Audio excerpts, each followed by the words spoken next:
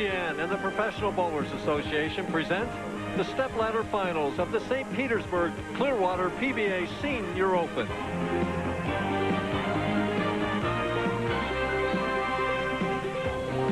Tonight, we're in the beautiful St. Petersburg Clearwater area, home to approximately 800,000 people. It is a vacation paradise to millions more during the winter months. The coastline has more than 45 miles of waterfront, and 2 of its beaches are annually ranked in the world's top 10. We're inside beautiful Seminole Lanes, where they're hosting a PBA event for the 4th consecutive year. Hi, everybody. Mike Durbin here again, and working with me, as always, PBA and ABC Hall of Famer Earl Anthony. Earl, our bowler in the #1 position. The last time he was on television bowling for a PBA title, Gerald Ford was president of the United States. You probably voted for him. That's a long time ago. 20 years since Don Helling has made a telecast, and he won that one. It was his last time. He's a 4-time PBA champion, but he's an unknown quantity. Not even Don Helling knows what to expect from himself today. But we do know it'll be over quickly. Right behind him, though, in both 2nd and 3rd place, are 2 PBA Hall of Famers just waiting to get at Don Helling. And they're proven winners. But obviously, Larry Laub has won 12 times on the PBA Tour, including a U.S. Open, so we know he can win. Right behind him, Dave Davis, another Hall of Famer, 18-time PBA champion. He's won 4 major events on the regular tour. He just won the Senior Masters just earlier this year, so we know he can win. And 2 other guys aren't too bad waiting for them. And those 2 other guys that complete our field will be in our opening match. In the 4th position, looking for his first senior victory this year, Pete Couture, and he'll be taking on the guy that's on his telecast making his weekly appearance, John Handegard. And we expect a high-scoring match from these 2 guys, as both of them were throwing nothing but strikes in practice, Earl. Yeah, but now the lights are on and it counts, and the television, the little red light on the TV camera comes on, and here we go.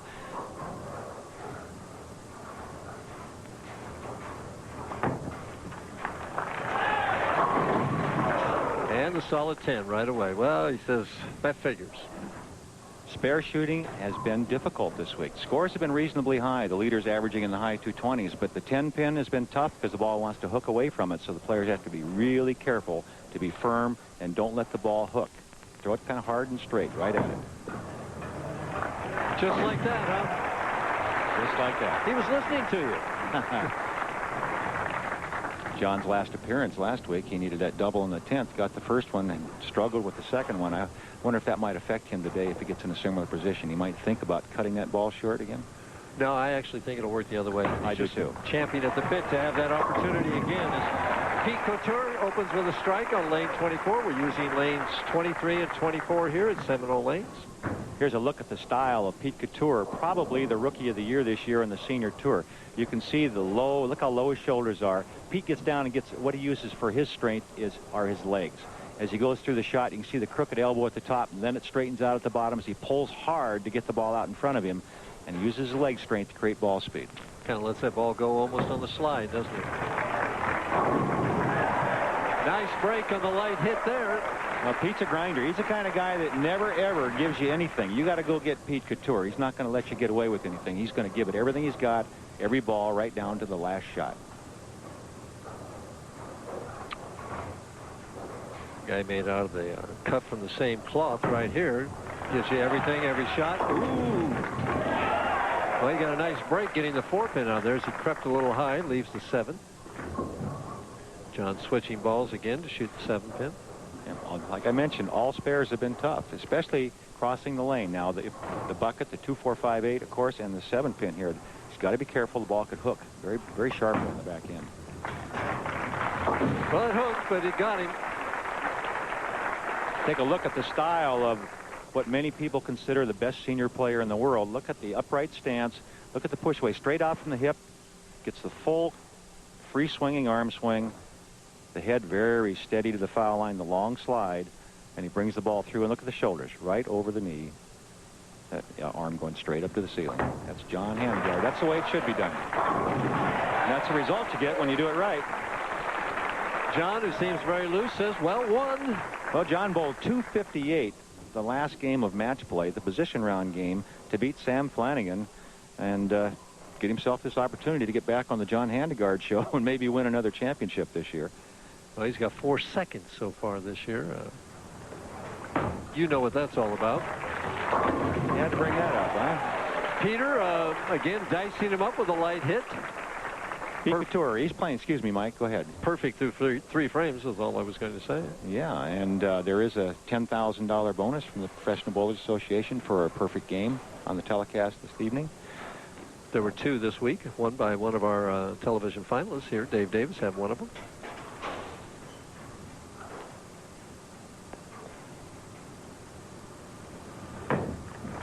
Trying for 4. You know, the last time John Handegard shot a big game in the position round, he went on to win, and that was on the regular tour. Well, Pete Couture is perfect through 4 frames as we see him slap out the 10-pin right here. He leads by 31 pins. Earl Anthony and I will be back with the middle part of this match. Right. PBA Open is being brought to you by the Rheem High Efficiency 90-plus gas furnace. You can relax with Rheem.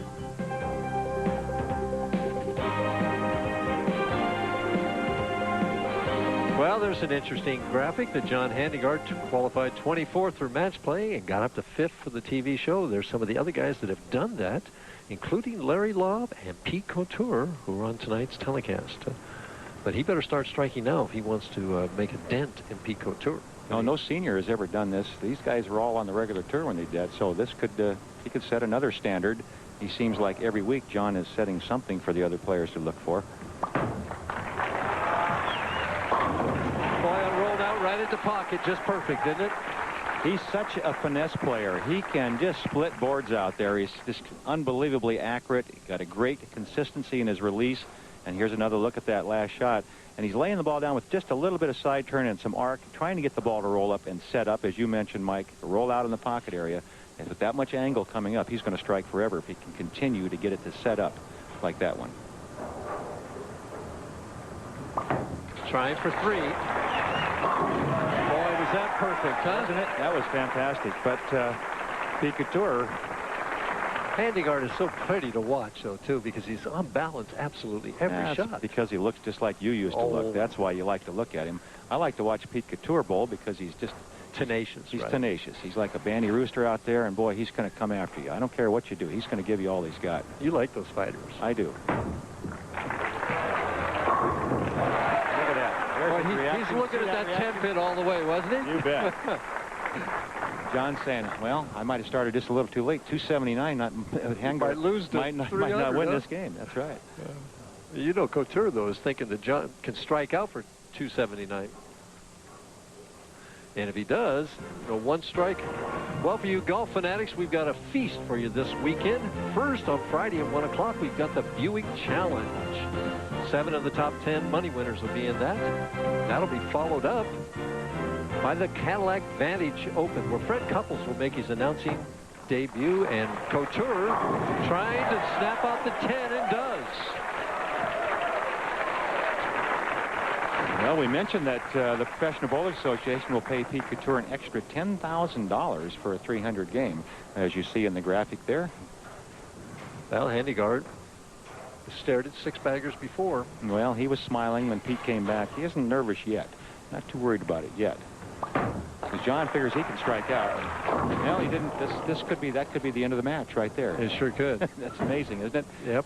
Here we are only in the 6th frame for John Handegard, and that could have been the shot that ended the match. Not an easy spare. He's got the 3, 6, and the 10. He wants to fit the ball between the 3 and the 6. Cross lane, switches balls.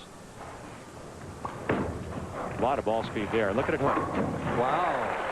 Wow. Nancy Ward knows that he's in trouble, trailing by 34 pins through 6 frames. But John, like Couture, never gives up. John, a little earlier, and he was telling me how he felt that he felt pretty fortunate just to be here. You know, he went from 24th in match play to barely making it in the last couple of frames, making the telecast. As always, ESPN brings all of you people out there the scores at 10, 30, and 50 minutes past the hour.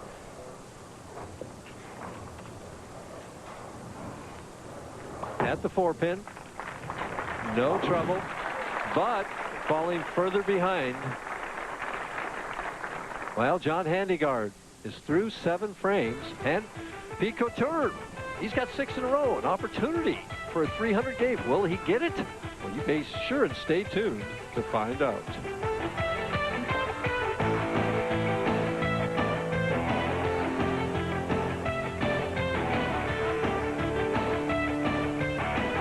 .47 of these babies, so he's been through it before. I don't think he's had one on television yet, though, do you? No, not one on television. Not one for 10 grand. Oh, he thought the 10 pin was going to stand on that one. Well, he's over halfway there. Frame number 7. Well, the back ends are really hooking. Here's that last shot. You can see he's trying to get the ball well down the lane before it turns into the roll. And the last pin out was the 10, Mike. He was looking at it all the way. You saw the arms down the side and the excitement as soon as he saw it carry. If he leaves anything, to me, it would seem he would leave a 4-pin where the ball might go up a little high on him, because the lanes, as I mentioned, are really hooking hard. He's got great speed going for him. Oh, that's high. Brooklyn. Oh!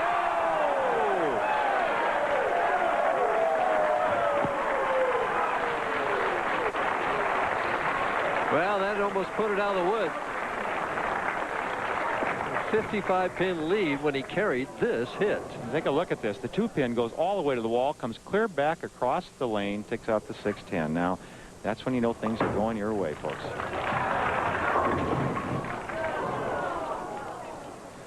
Well, John's just going to fill out the frames now. Well, he's had a great run, though, this year. Well, he showed up for his TV show. Yeah. Was this his 7th telecast? 7th telecast of 1995. He had a disappointment last week, and I asked him how he regrouped. Well, you're right. I was disappointed. It was such a terrible shot under the circumstances. Well, this week was a brand new week. I just go after every week like it's a new challenge, so I forget what happened in the past and try to put myself back in that same position, because if I have another chance at it, I really still believe in myself. I wonder why he believes in himself, huh? By far the most successful senior player ever on the PBA Tour with 11 wins. He's a leading all-time money winner on the senior tour. He's a leading point winner. Pretty successful. Pete Couture, 9th frame.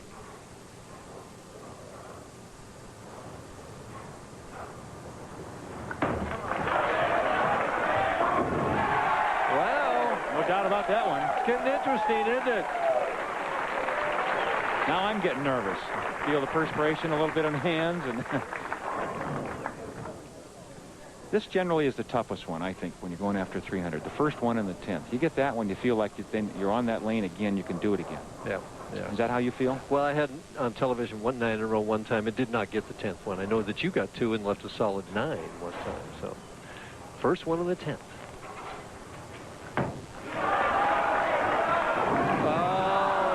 Well, there you are. Last ball on that lane. Remember, he hit high, crossed it over. This time he made an adjustment, which surprises me, because he made a bad shot on it. I know. I think he just wanted to make sure he got it to the right, Earl, and the old elbow went out a little bit, and he didn't get it back. But it's going to be a win. He's going to move on. He gets rid of the all-time senior tour winner, and now gets a Hall of Famer in his next match. They don't get any easier, do they? They don't get any easier, and Dave Davis will give him all he can handle. Dave Davis, who won earlier this year at the Senior Masters, came up from, I believe, the 3rd position in that tournament. So he likes that middle spot.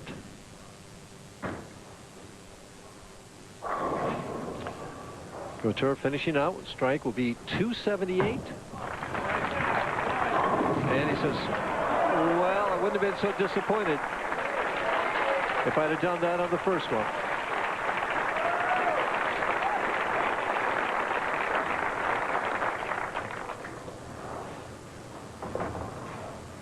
John Handegard, if you want to copy his style, this would be a pretty good one to copy right here. Well, he struggled a little bit on the right lane, but if he strikes it out, he's still going to be in the 230s. You know, not a bad game. Yeah, not a bad game. You don't beat very many 270 games, though. Dave Davis, the Hall of Famer coming on for the next match, has to be thinking, wow, you know, these guys, I might have to shoot a big number here to take care of Mr. Couture.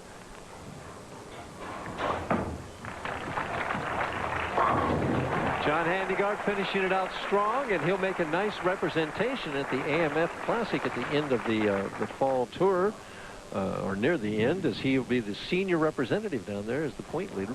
So here's a look at that point standings. Yeah, he's well ahead of Tommy Evans, and he's going to add to that total this week. Pete Couture will add to his total. Also Larry Laub in the top 10. John Handegard finishing with 234. Just not enough to beat Pete Couture's 277. So our opening match is finished right now. Dave Davis comes over. We'll be back in just a minute with an average builder that can help your arm swing.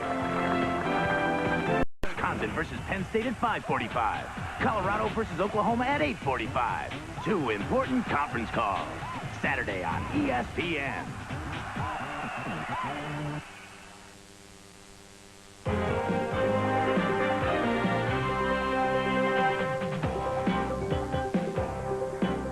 For tonight's average builder, I thought I'd like to look at two very common mistakes that many bowlers make in their arm swing. The first one is called a swing out.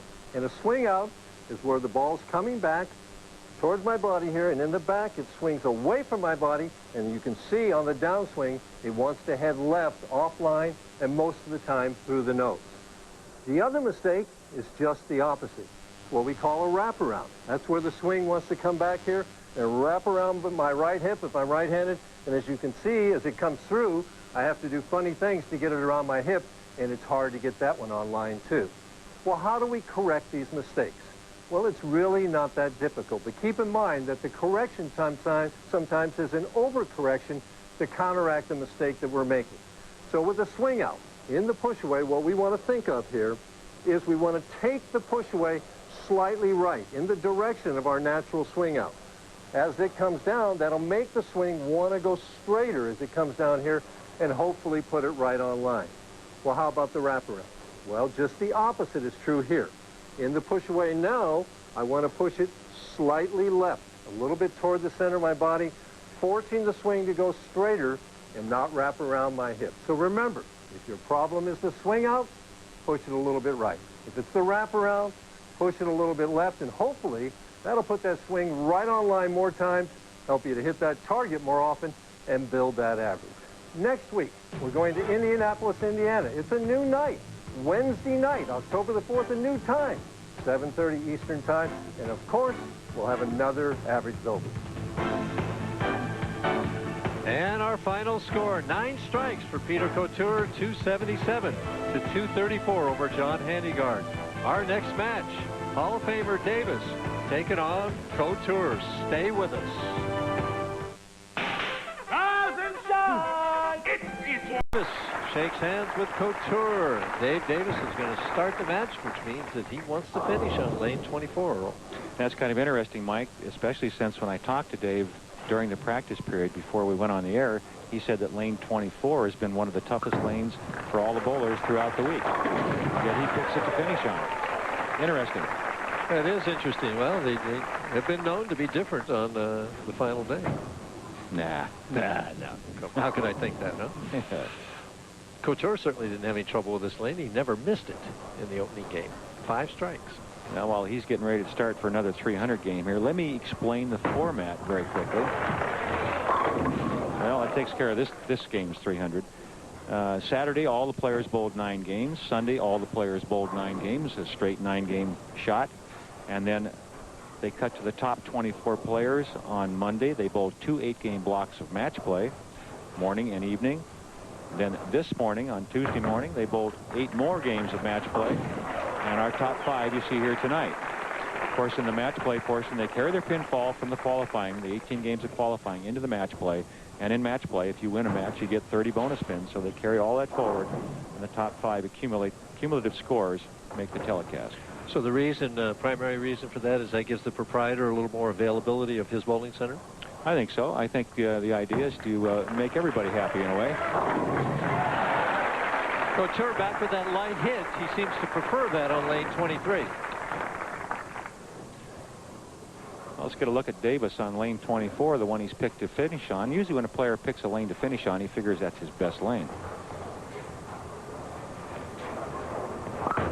Oops. Boing, boing. But it carried. Well, you know, that noise that ball made, it's like there's a loose spot in the lane there or something like. I'm not sure what that is. But the ball will bounce. It creates a bouncing effect. Larry Laub had the same problem when he was practicing shooting the 10-pin. Here's another look at it. And watch the ball when it comes off his hand. Here, a little early, but look at it bounce. Boy, that really did take a long bounce. I'm surprised it kept its rotation. Generally, when that happens, it'll lose its rotation. If the head area is loose, it will absorb the shock of the ball. Instead of the ball hitting and rolling, it tends to bounce like that one did. And so I think there might be a loose spot in that head there on lane 24. Well, maybe that's why they said it was one of the tougher lanes. My question to you, it didn't affect that next shot, but will it affect the next time that he's up on 24? I don't know. Maybe he likes that effect. Maybe it's struck. Rip the rack. It's struck. Couture. Oh. Wait a minute. Well, it rolled over there, but it just gave it a look-see and didn't do any damage there. 20-pin difference right away. Well, we always seem to have somebody starting with a string of strikes here, Earl. Well, this shouldn't be much of a problem for Pete. He'll go cross lane at this 4-pin. All spares have been a little difficult, as I mentioned.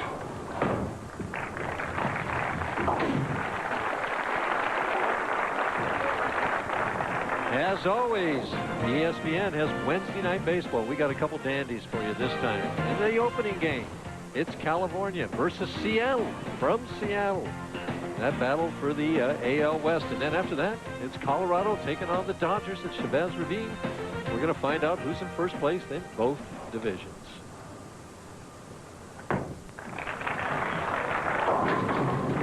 Boy, it's amazing. Suddenly, since that crossover shot, he's been lost in that lane. It just dawned on me why Dave Davis decided to finish on lane 24. He wants Pete Couture to finish on lane 23, where he's had all these problems. Well, see, that's why he's still out there bowling, because he's so smart. Thanks a lot. If we didn't think of it. A little double dribble there. Here's another look at that shot by Pete Couture on lane 23, and the ball's already starting to go high right there. You can see that he never got it outside to the target he wanted to get it to, and once it went into a roll, it had no chance to stay to the right side of the pocket. Well, he got that one out in front a long way. Boy, does he look confident? Well, he makes it look so easy. He's got such a tremendous arm swing, one of the best arm swings the game has ever seen. As we look at Dave Davis, look how steady his head and his eyes are.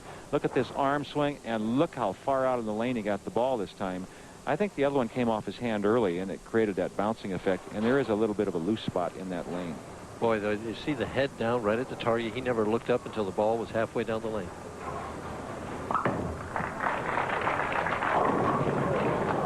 Well, this is a very difficult spare for the left-hander, the 3 and the 5, and believe me, this is going to make him a little nervous. This is not an easy. He's going to switch bowling balls.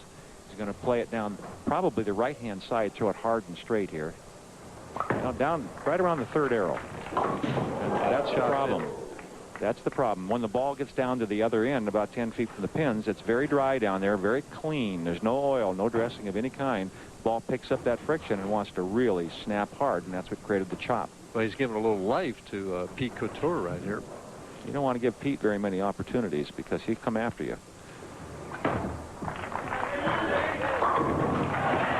Well, now what kind of an adjustment will he make on 23? I think he has to move left with his feet, get into the oil a little more. There is a slight crown out there. The more you go to the middle of the lane, you can see him thinking. He's looking down there. He just made a decision. He says, this is what I'm going to do. And a good player, the caliber of a Pete Couture, as you see his career earnings, $550,000 is a lot of money. But what he does, once he makes a decision, he will now deliver this ball with confidence. It won't be a guess, well, maybe this will work. He'll throw it as if he really expects this to be perfect. And it is. Looks like he moved out, though. It looks like he moved out and threw it harder. Well, Peter Couture has turned a 32-pin deficit into an 8-pin deficit. He's making a comeback, and we'll come back right after this.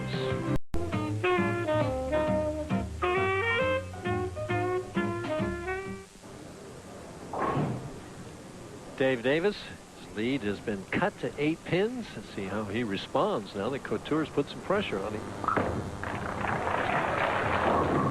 Oh, he's got the same tough spare. You see Davis as I mentioned, the classic style, the great arm swing, but he's had a lot of problems with his feet and his knees and everything else down. That part of his body has kind of failed him, as you see. He leaves the bucket here, and a very difficult spare. You saw him chop this combination before. This time he covers it. And it must be around 30 minutes past the hour as the scores that ESPN delivers are coming up. And Dave Davis scored as he converted the bucket. Maintaining his 8-pin lead. We're in the 7th frame right now. Advantage goes to Couture because he's on a strike, so Davis better get it going again if he wants to stay with Pete. It looked like a better shot there. Better result. Looked like he got around that one a little more. A lot more side turn, didn't it? Looked like the ball was spinning more rather than rolling. Sometimes I think Dave, I don't know whether he's nervous inside or he just seems to, well, I'm just going to get up and throw it before I have a chance to get nervous. Mm-hmm. Kind of like I do with putting, but it doesn't work. All right, Pete Couture on a double. Chance to take the lead. Oh, what a great shot this is. I talked to Pete earlier about whether this season would be incomplete without a victory. Well, I wouldn't say incomplete, but it would sure be a lot sweeter if I could win today. It's been a great year, and but without winning, I mean, that's what we're all here for. So hopefully we can take a title home and cap it off today. Well, he's ahead for the first time in the match, entering the 8th frame. 2 pins the lead, can increase it to 12. Yep, on lane 24, he carried the light hit, the wall shot. You saw that great camera angle where the ball was rolling down the lane. Here on lane 23, this is just the opposite. He gets it up high again, but this time he kicks out the 4-7. Watch what happens here with the 2-pin. Goes to the wall, comes back between them. And Davis now has to strike to stay in the match. Oh, what a bad break. Leaves that 10-pin. Dave wasn't happy during the practice before he started this match. He didn't like the ball reaction he was getting. I could see that. I've watched Dave bowl and talked to him, known him for a long time, so I know how he thinks, and he wasn't real happy.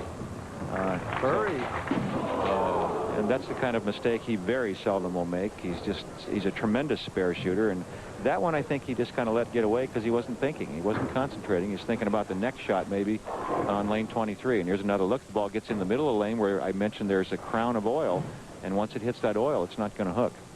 Well, that put him behind by 24 pins and put him in a must-strike situation for the 9th frame.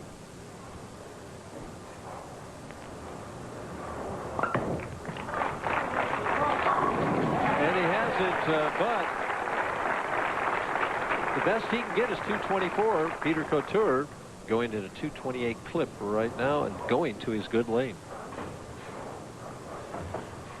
Still has to bowl on lane 23, which seems to be the one that's giving him the most problems. He's been high on it several times. Even the last shot that he struck was high in the pocket. That angle again, you see it's a little different shot this time than the last one. If you were watching really close last time, that camera angle, you could see that he got the ball wider. It rolled up, got just enough of the head pin to carry him off the wall. This one is a little more direct. And we see Couture with 5 in a row leads by 34, and here's a replay of that shot. And this one's a little more direct. Doesn't quite get it out as far or as wide to the right. This is the shot of the match for Pete Couture right here. Has to keep the speed up. Keep it off the middle of the head pin is the most important. Did a pretty good job of that. What a great shot that was. See how quick that ball got off his hand so he wouldn't get any side turn on. Just let it fall off at that end over end roll out roll, and it just stayed right there. But he put it right on line with good speed and good authority. Great speed. And for a guy of Pete Couture's size, it's difficult to generate the kind of ball speed a Dave Davis can generate, or a Larry Laub, or someone of that stature. They're much bigger physically than he is, but he can do it. He finds a way. Uses everything he's got. Yeah. Peter's 5'8", 150 pounds, soaking wet. Leaves the 10-pin now, but is going to be in the 240s. 270 last game. He's fallen off by 30 pins, Earl. Not a bad average, though, when you take a look at it. You add those two together, you're somewhere in that 260 bracket. It's not bad. And at the 10-pin. That'll win a lot of games, 260. Another very solid game. And another outstanding opponent thrown by the wayside.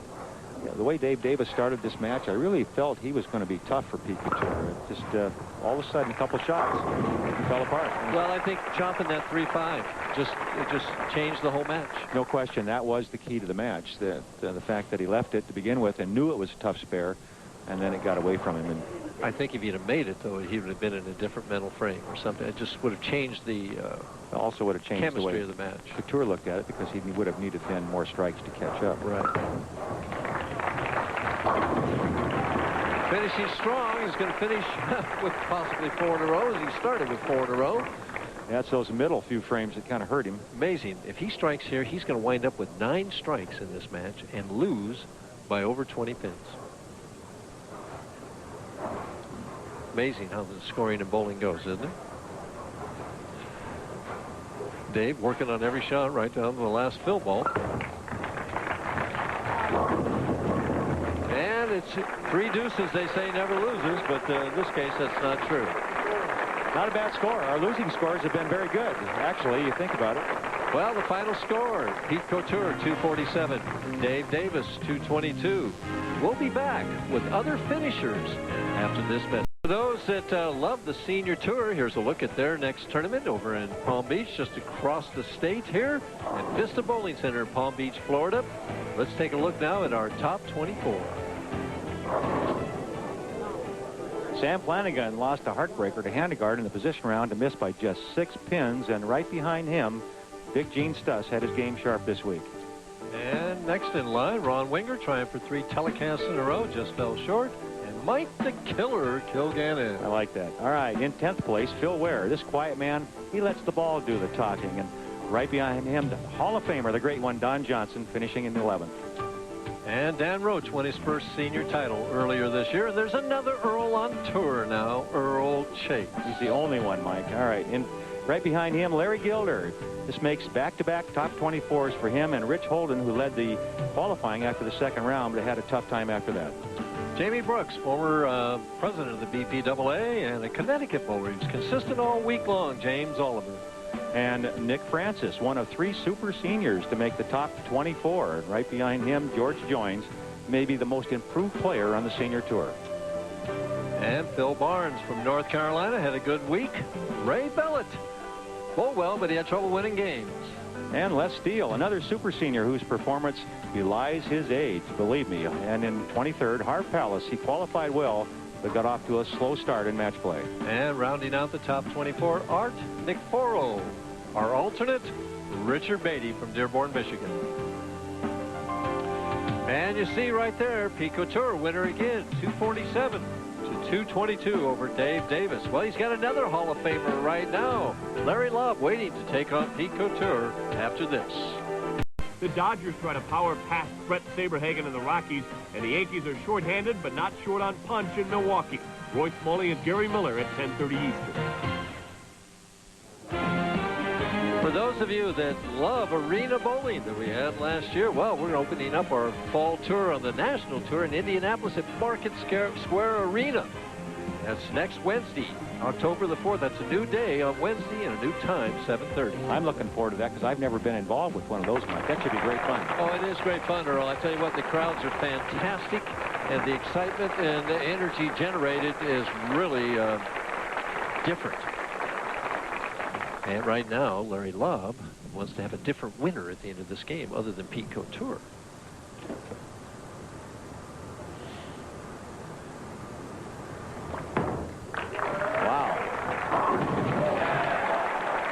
About getting the ball out on the lane. All the bowlers are lofting the ball. What that means is they're throwing it over the first part of the lane, the head area, and the reason being they want to get it well down the lane before it grips, because the back end of the lane, the last 10 feet or so, are very clean, and the ball picks up a lot of friction, wants to hook a lot. So the way they can delay that hook is by throwing it in the air. Well, again, a guy is making Couture finish on lane 23. It didn't work for Davis last game. Maybe it'll work for Laub.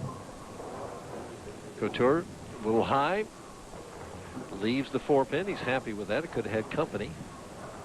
Could very well have had company.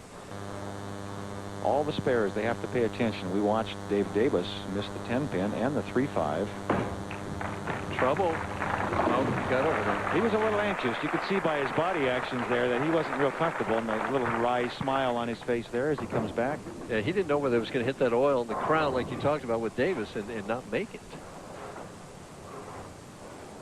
Again, I just feel that this lane Sumner is going to jump up and bite him. You know, I feel he's been very fortunate on 23. You're right. I agree with you, Mike.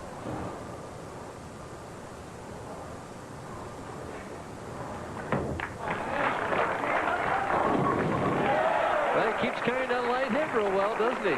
He does. He gets a lot of roll on the ball. The ball rolls very heavily. Larry Laub, on the other hand, is lofting the ball maybe 7-8 feet in the air out on the lane, and has a unique release for Larry. He used to really get the ball down early, almost behind the foul line, and roll it immediately. Now he's turning the ball and getting very little roll on it, just spin. But it's working, really working well for him. Yeah, and he told me earlier, you know, that's intentional. That loss. Oh, there's no question it's intentional. This is something he has worked out for this specific lane condition. Here's another look at the style of Larry Laub. He's always had one of the better arm swings on the tour. Free and loose. Look at how straight and free that arm swing is. Just up to about perfect shoulder high length.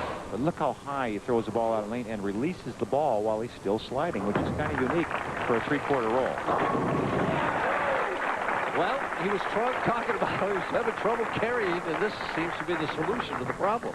No question. He's carrying well now. He carried well. Actually, I felt he was striking more often than any of the other players during the practice period, Mike. And other than Pete Couture, these two players were the ones that were throwing the most strikes. And Don Helling, the tournament leader, couldn't seem to get any strikes. So sometimes that turns around when the lights come on. Couture, though, just zeroed in on both lanes. Laub better keep striking. I still feel, as you mentioned, lane 23 could be the turning point in this match at some period. Couture still has to bowl over there the majority of his shots that are left in the game. And it could be a turning point somewhere in maybe the 8th frame or the 10th frame. Well, this one will even the match if he gets it. You can see he's not quite as comfortable there. You look at his eyes, keeps looking back and forth, trying to get the line he wants. The best shot he's made there in a long time. That was a great shot. Well, you talked about him being a tenacious fighter, and that he is. Well, he is, and he's not afraid of anybody. You know, he got through one Hall of Famer, Dave Davis. He's got, again, his hands full with another one, Larry Laub. They just don't get any easier.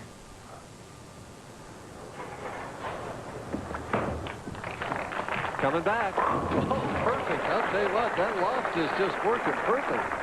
It's a very unique style, and it's always hard to change your game this drastically. And as I mentioned, Larry Laub has always been the guy that laid it down immediately. Now he's throwing it out there 8 or 10 feet in the air. That's tough to do and be consistent. But I thought you couldn't teach an old dog new tricks. Evidently, what do you mean, old dog? This is a young guy. He's only like 52 years old. He's just a baby. Matter of fact, when's the last time? I can't remember ever seeing 5 guys on national television in the bowling for the championship with all 5 of them wearing glasses. Can you?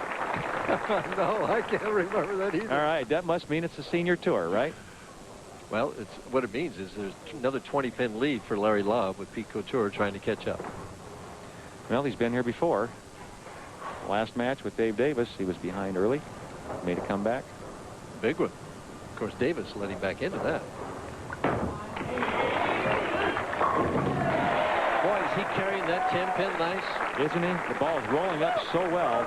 Heavy end-over-end roll. It's just the opposite of the release of Larry Laub. Pete Couture is rolling the ball with a lot of loft. Here's another look at it. Look at the ball skidding, but it's rolling end-over-end. There's no side turn on that ball. Completely the opposite of Larry Laub, who has a spinning release. So there's more than one way to do it here. Oh, there's always a lot of ways to do it. But whichever way you can do it the most consistently is what's going to work for you, and that's obviously what you should be trying to do. Pete Couture loves to roll the ball. That's what he's doing well. Pete went out about 3 lanes over there. He was happy with the reaction of that one, I'll tell you. He thought it was high. When he let go, he felt that ball was going to be high in the head pin. It set up for him. Well, we got an even match right now. Both players working on 5 in a row. Can Larry Laub keep it going? We'll find out right after this. When sports cream, when arms are sore. Full crowd here at Seminole Lanes. Seminole, Florida, seen an outstanding semifinal match right now. All even. Both players working on 5 in a row. Larry Laub up in the 6th frame. still alive for that $10,000 bonus.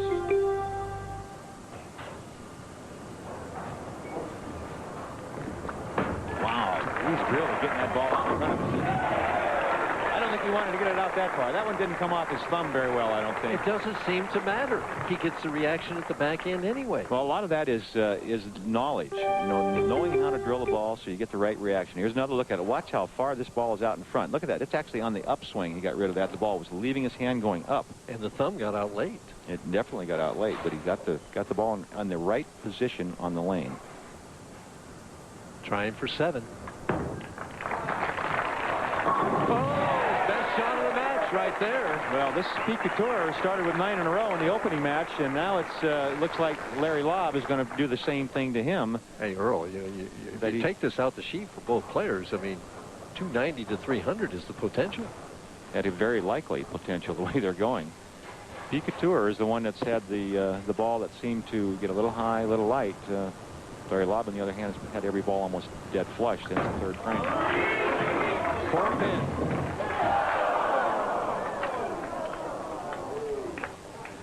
Crept up there. You tried to trip it out of there. That 2 went to the wall to get it. But you can see the reaction of Pete Couture there when he felt that that could be the end of the match for him.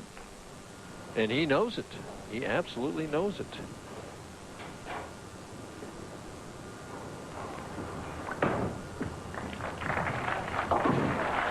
And Thursday night, we've got CFA football coming your way as Maryland goes into Georgia Tech.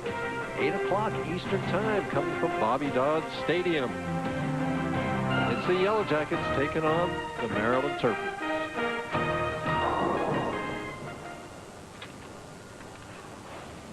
Right here, it's Peter Couture trying to restart in the 8th frame as Larry Laub has 7 in a row. Well, it's not over, but Pete still needs to throw a lot of strikes. Now he's down to a possible 258, which Larry Laub has not really got out of the wood yet. He has 3 frames to play, and so anything can happen, as we've seen so many times.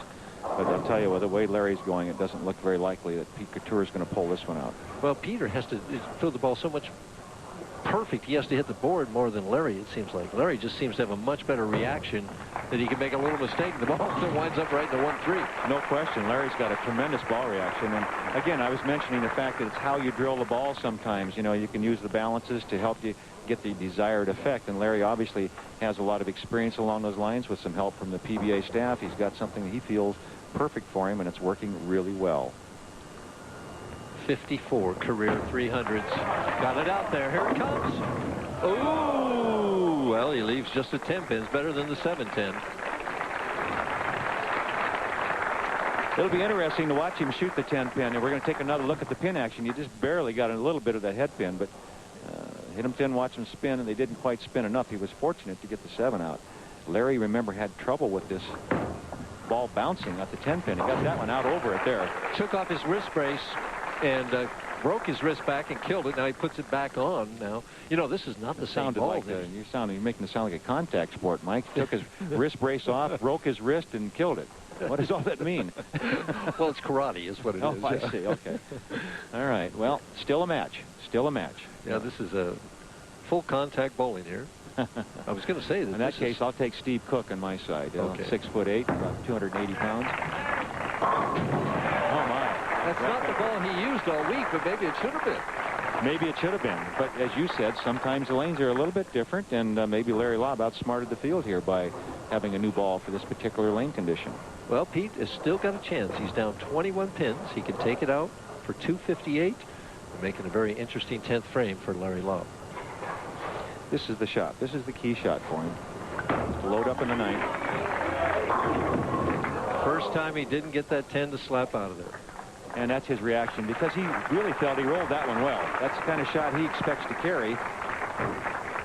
And when he needed it the most, the 10 pin stood for him. And you can see his reaction there. He's still bowling a tremendous game, a possible something in the 240s, maybe 247, and it won't be enough. You heard the bouncing effect again of the ball on the left-hand side of lane 24. I still feel there's something a little bit loose underneath that synthetic surface. And again, we are bowling on synthetic lanes here at Seminole Lanes, and of course the approaches are wood, but the lanes are synthetic. Well, I'm sure the players like that because then they never have any trouble sliding. Especially here in a high humidity area where in Florida this time of year there's a lot of humidity and tends to make those synthetic approaches a little tacky.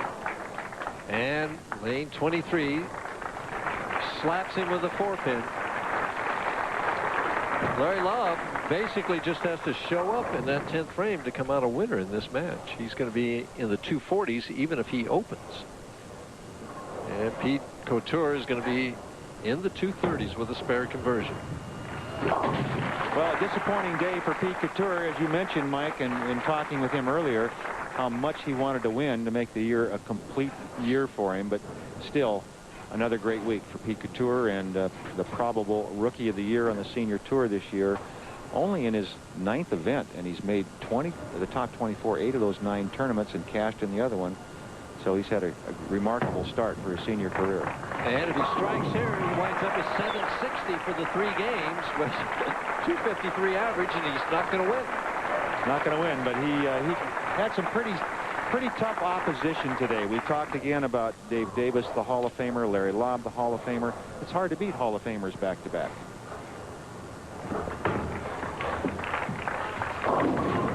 Well, Laub light on lane 24 again. Will that lane hurt him in the championship match?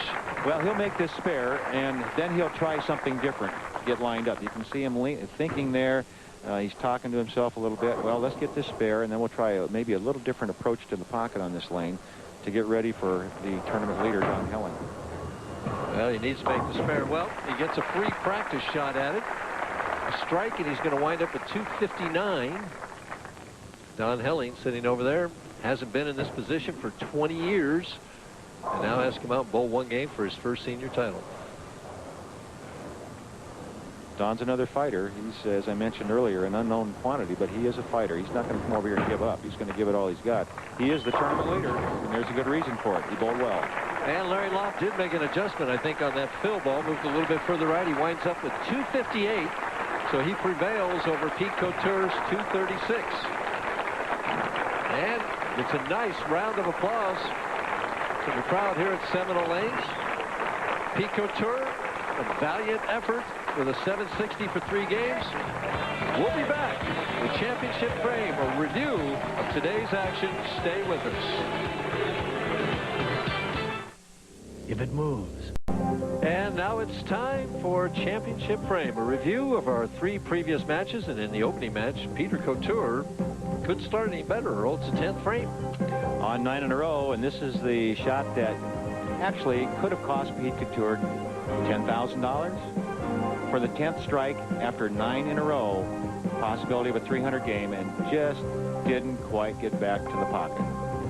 He's using all the body English he can, but once it's gone, that doesn't help a whole lot, does it? No, but it makes you feel better. But anyway, he had an opening game win, 277 to 234 over 11-time winner John Handegard. And he moved on to take on Hall of Famer Dave Davis. And Dave started with 4 in a row. We're in the 5th frame, Earl. Well, he started out the way Couture did, trying to put the pressure on the other guy, and unfortunately, this was the turning point in the match. Only the 5th frame, but this spare, when he chops the 3 off the 5, opened the door for Pete Couture, and Pete Couture took complete advantage of it, jumped up there and threw a bunch of strikes, and that was the end of Mr. Dave Davis. And the final score, 247, 222. Dave with 9 strikes, or 8 strikes, but it wasn't enough.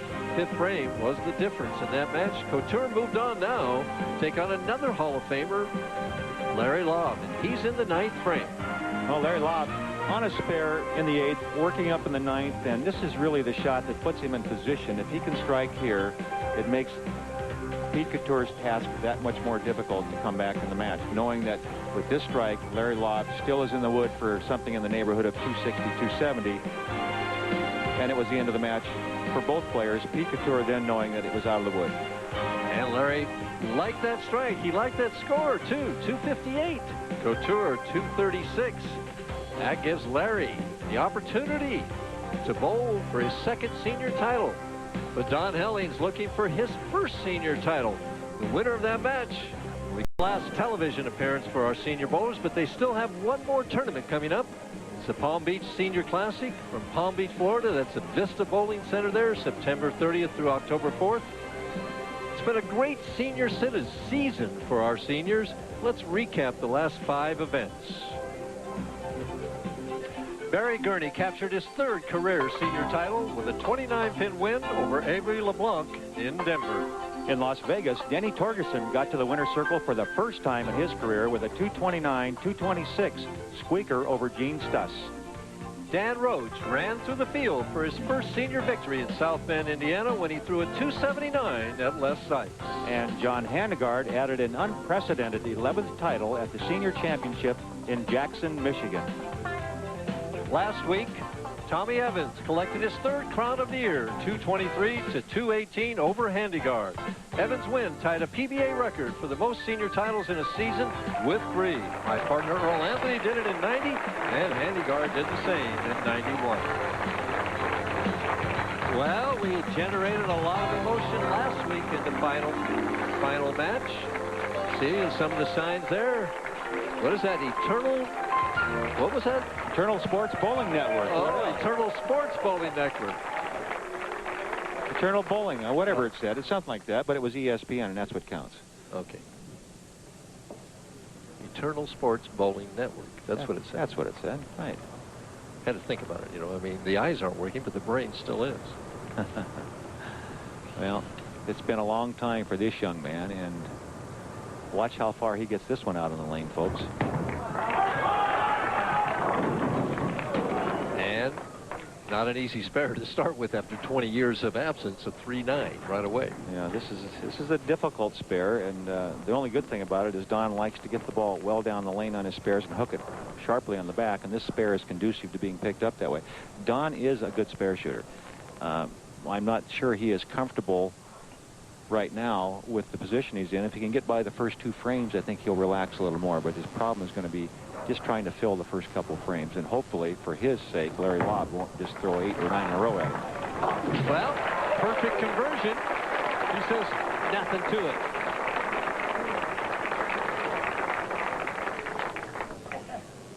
Larry Laub. Larry Laub looks like a hungry dog with a piece of meat in front of him. Champion at the bit. He's ready.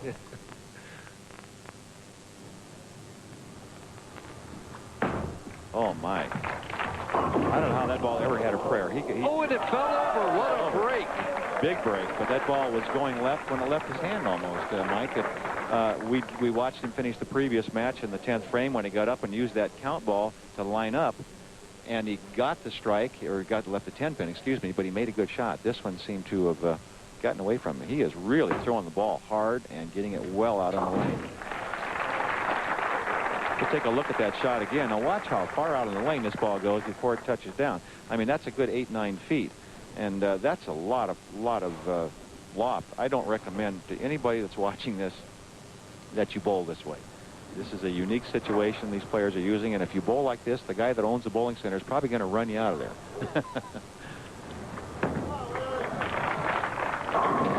Well, leaves the 4-pin on lane 23. Comfortable on that lane. He's just not comfortable on 24 right now. That's true, and you know, another way to look at this, Larry. Larry is a Hall of Famer. As we mentioned, won 12 national tour titles, and he's won 12 regional titles, but he's only won once on the senior tour, and he wants to win it real bad. And this is the championship match, and everybody seems to have their collar get just a little bit tighter when they're bowling for the title. And his goal is to become Senior Player of the Year, so he knows that to achieve a goal like that, you got to start winning events. All right, Don Helling, his second try after 20 years. Last time he bowled on television, it was still black and white, I think.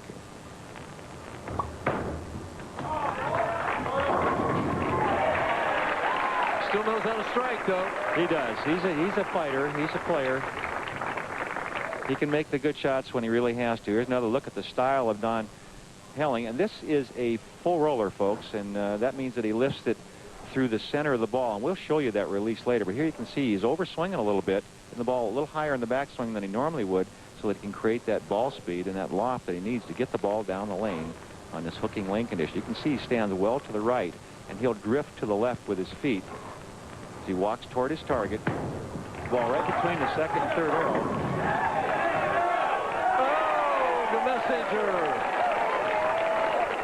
His wife Oh, she like that. Oh, yeah. Addie Helling and his two daughters got here just maybe an hour before airtime, and they're thrilled. Here's another look at that last shot. There's the head pin, goes to the wall, comes all the way back across and kicks out to 7. Meanwhile, Larry Laub back in the pocket on lane 24. He figured it out on 24. He wants to keep Helling, though, within reach. He's asking for a re-rack. He's, what, allowed 2? Is that the rule? 2 in the game, yes. And coming up at 11 o'clock tonight, it's ESPN Sports Center, talking about NBA draft signings, about the pennant races, and about a Drew Bledsoe update.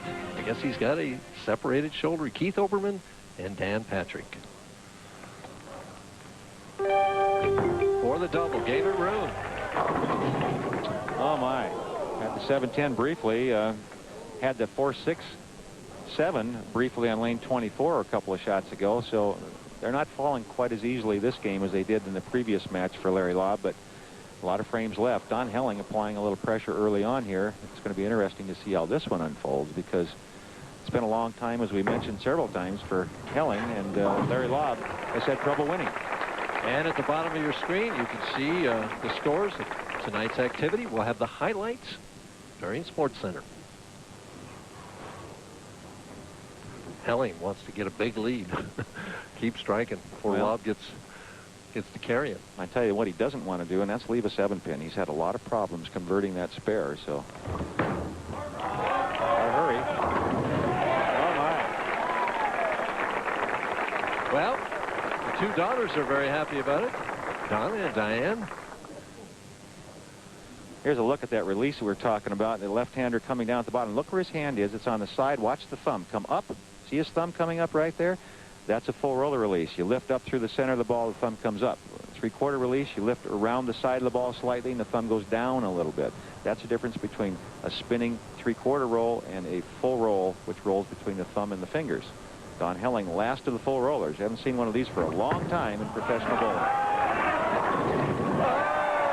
But they always did trip the 4-pin. He tripped the 6. I'm just still thinking like a right-hander here. Well, he's got it going right now. Larry Laub feeling the pressure. He has to get it going himself, and lane 24 will be a key for him.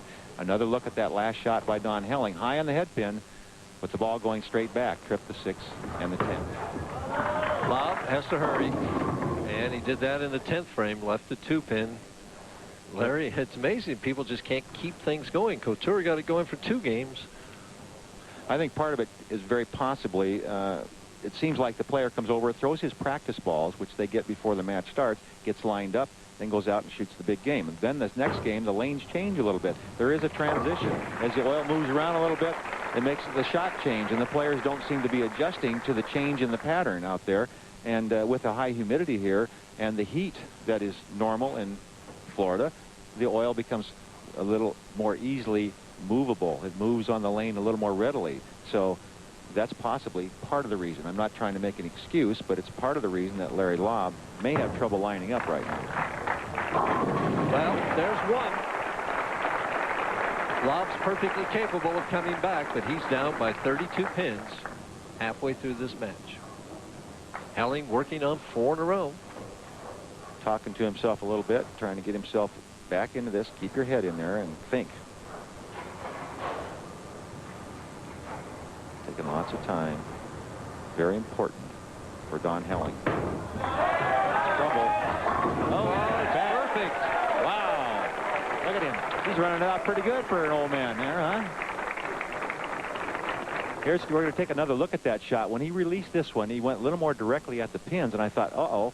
And you can see his reaction. He was real happy with it. I thought it was going to go high in the head pin. That's that reactive ball. It's that oil, and it straightens out. Then finishes on the drive. 5 in a row, up by 42. Lots of strikes tonight, Earl. So far, going into this match, all the players are averaging 245. And that's tremendous. Way out. Oh, and the dinner bucket. Well, the 2 dreaded spares for Don Helling would be the 7-pin, which he's really had trouble converting because the lanes are hooking so much on the back, and the bucket. The 3, 5, 6, 9. And the idea here is to get it between the 3 and the 5 so many ways to chop it and leave that And we saw 5-pin or we maybe saw the 9. Davis chop it on this lane. That's right.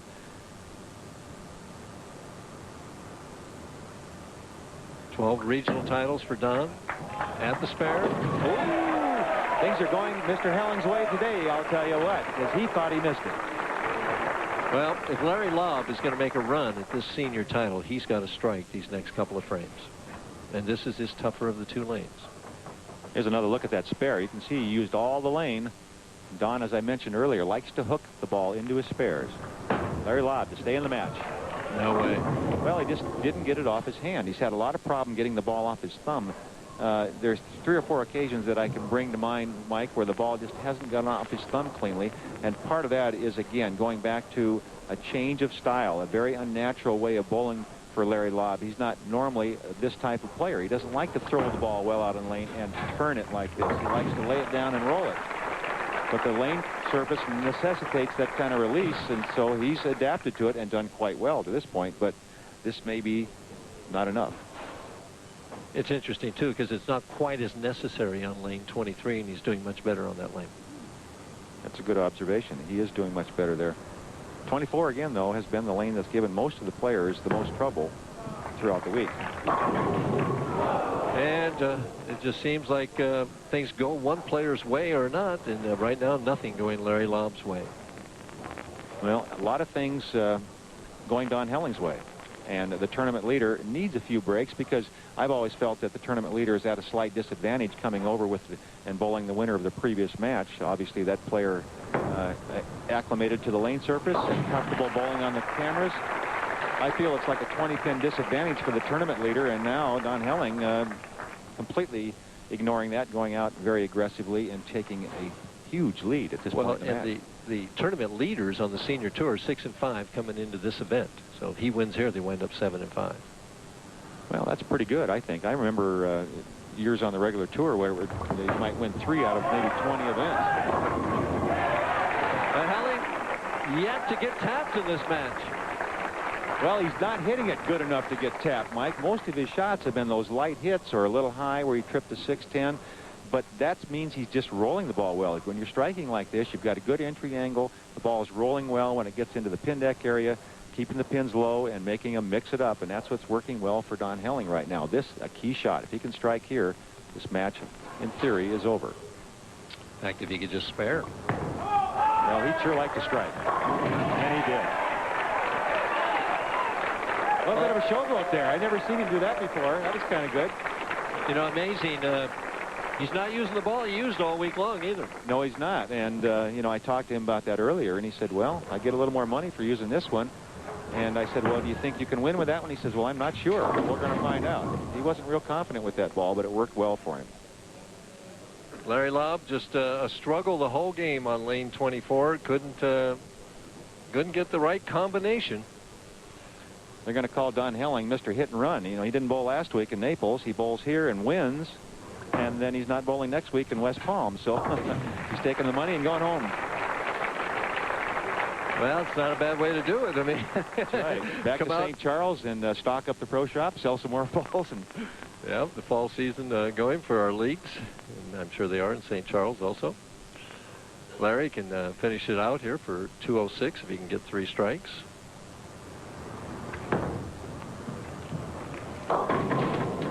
Well, it just wasn't meant to be tonight for Larry Laub. He had it for 1 game, 7 in a row open, and then after that, he never got another double. That's right, and it's remarkable because, like I said, it's such an unusual style for Larry Laub to throw the ball this far out in front of him and rotate it so much on the side. There's his normal release right there. You didn't even hear that one hit the lane. Yeah. Well, you know, when Larry was in his heyday on the national tour, in fact, people talked about that he'd let it go behind the foul line. That's right. I mean, rolled it for 60 feet when he was making television show after television show. A U.S. Open champion, 12 PBA titles, 12 regional titles, been an outstanding bowler in America and really the world for the last 30 years. But this just wasn't his night in the championship game. 193 with only 2 strikes.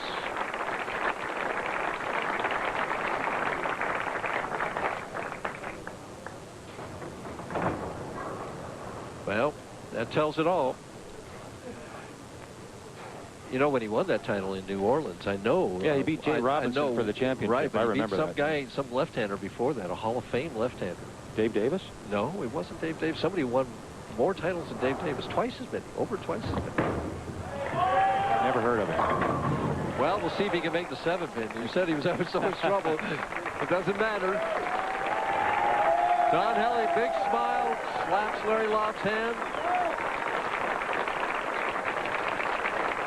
And now he's talking about the 7-pin. You don't want to shoot it. No, he doesn't want to shoot it. Matter of fact, he doesn't even have to. He says, Larry, you shoot it for me. Well, the odds are about 50-50 on this shot because, and I'm serious, he's really struggled with it. He's moving way over there. He's become a showboat here. He might throw the backup ball at it. Oh, He's running it out. Oh! Well, his family approves. Well, it was worth the trip. The big flight in from St. Charles, St. Louis to come here to Seminole Lanes in the St. Petersburg area of Florida, Seminole, Florida, to watch Don Helly.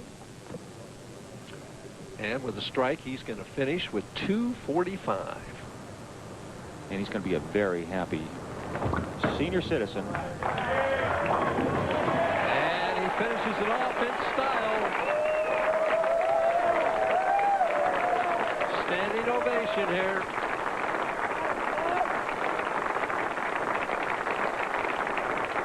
A hug from his wife and a kiss.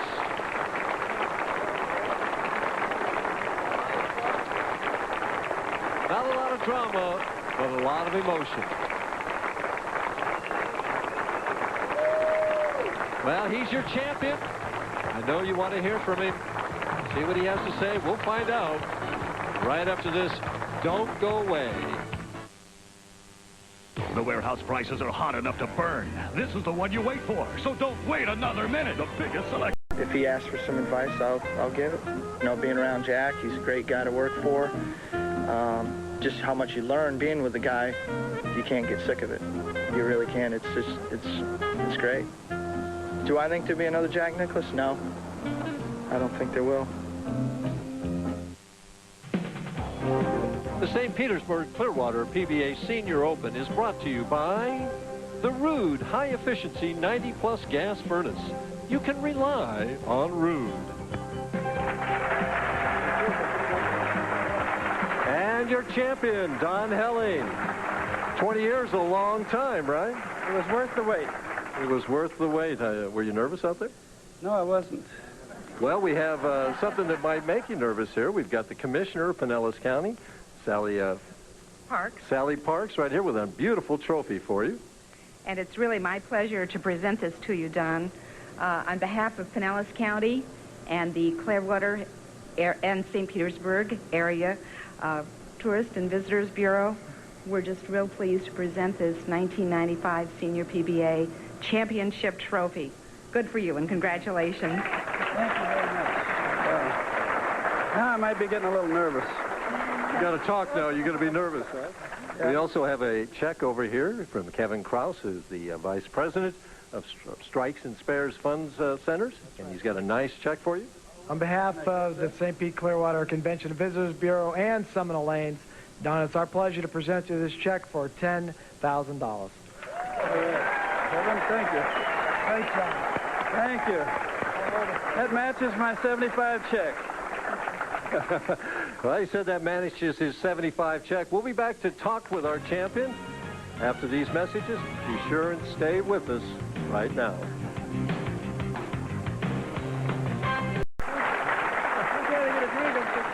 Well, you're thirsty. You want to go to get a drink, huh? Well, Earl's got a couple questions for you. Well, very briefly, Don, it's been a long time. 20 years, as Mike mentioned, since your last tournament win. Do you remember much about that one? I had to beat somebody great to get to the title match. Remember that? Yeah, it was Jay Robinson, as far as... No, it was you. Well, I'm easy. That's right. I noticed that you used switch balls. You used one brand of ball all week to get you to the television portion of the tournament. Tournament leader, you switch balls. And you had a little trouble with that bowling ball. You weren't really comfortable. Yeah, I had to do the usual fine-tuning. I never can drill a ball right away. I'm a ball driller. And I didn't drill this one, though. And it just takes a while to get it fine-tuned. You know, I was a little sharp on the edge and started feeling real good. How about 7 pins? You were a little worried about leaving those. I didn't want to leave any 7s. It was nice to leave one in the 10th and didn't need it. All right. Spares were tough all week, right? No. Not for you? You didn't have any problem with spares? I missed one 7-pin today, and I missed a washout yesterday. I wrapped around it. That was the only spares I missed, so. And I'm not a great spare shooter. Not at all. All right. Well, we're going to have to wrap it up here in just a minute. Just one last question here. You were nervous in 75? Were you as nervous this year? No, I wasn't at all. No, you weren't nervous at all, huh? No. I was, you know.